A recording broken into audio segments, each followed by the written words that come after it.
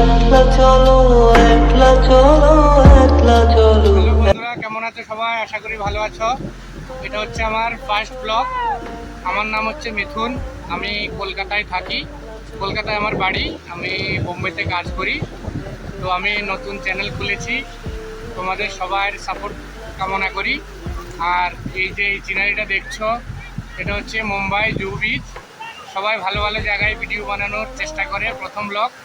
তো আমিও জুহু বিচে আসলাম, আশা করি তোমাদের ভালো লাগবে।